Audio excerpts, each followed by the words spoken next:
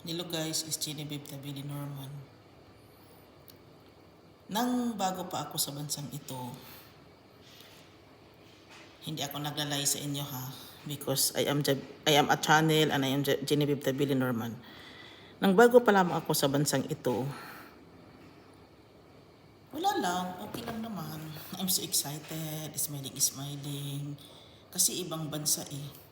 Nagtataka na lang ako, parang may naiba, oo. Tapos itong asawa ko, sundo ng sundo, doon sa airport, sa Arlanda International, hindi na siya nag-smile. Excited pa naman ako. Yun pala, dito para sa kanila, kakaiba talaga guys. Na ano na lang yung ano ko, lie detector, at saka yung ano na lang yung lie detector ko, at saka yung third eye ko na open yun dito. Kasi kakaiba talaga kasi ng mga tao sila eh. Maguguluhan ka na lang na maguguluhan. Kung hindi ka fighter, wala na. Sirang ulo ka nang umuwi sa Pilipinas. Kakausapin mo na lahat-lahat.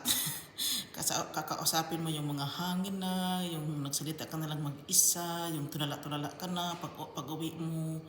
Kasi talaga, real talaga kasi ang mga ganyang feelings.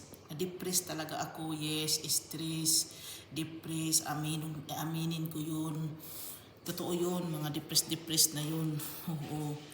Kasi yung mga bad spirit na yan dito sa bansang ito, masaya silang tingnan ka na nag-iisa. Ay videoing talaga ito ko. Kasi almost the same as here.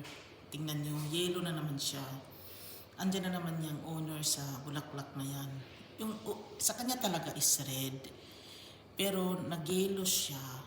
At least they are related to each other. Ganyan. Dahil yung anak niya, lalaki, dalawa kasi ang anak niya, kulay daw niya is yellow naman, hindi naman daw white or car. Pagdating sa kulay, pag napapansin ko siya, yellow siya. Mabait naman siya, silang pamilya. Kung nabaitan ako sa pamilya guys, I will help them. If not, wag na lang kasi masakit sa dibdib eh. Tutulong na lang ako sa mga taong karapat dapat. Wag na yung hindi. Nasaktan kasi ang dibdib ko eh. Masakit na eh. Pasensyosa din naman ako, deep understanding, pero pipiliin ko na lang yung gusto kong tulungan. Kaya ito na nga. Pag makikita ko itong mga bulaklak na to, lagyan ko talaga ng mga meaning. Bubuhayin ko. At kung andyan na yung mga kuan nila, mga petals, I remember them. It works. Nagandahan ako, kaya pala siguro ito ang kulay. Naano ako sa bulaklak, ang gaganda nila. Parang ako, the owner of the plants. Mahilig talaga kasi ako sa bulaklak guys eh. Nabuhay yung pagka ako sa mga tanim. Doon ako nagpalaban. Oo. Hang buhay is life. Guys, maganda sila guys oh. Akala ko kasi hindi siya mabubuhay. Kasi pagbili-bili ko sa kanya, namatay na naman siya. Ngayon nabuhay naman siya. Binuhay ko talaga guys. Mayroon talaga akong ganun-ganun na klaseng, iwan ko basta pag gusto ko, they are works. Itong asawa ko, iwan ko sa kanya.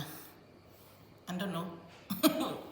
Tapos, basta nagandahan ako sa mga pinagagawa ko kasi maganda ako. Guys, dito na ako. Maraming salamat. Bye.